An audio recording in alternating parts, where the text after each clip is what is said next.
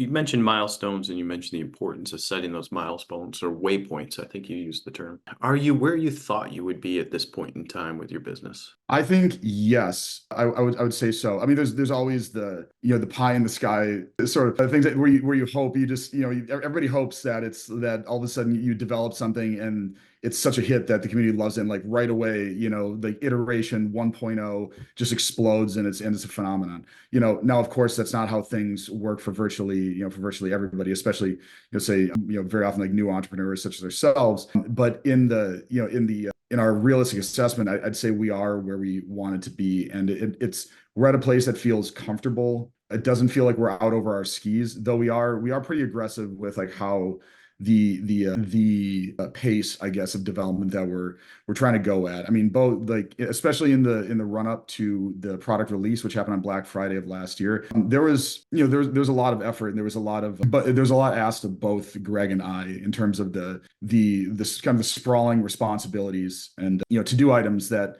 needed to be addressed and that to do list, of course.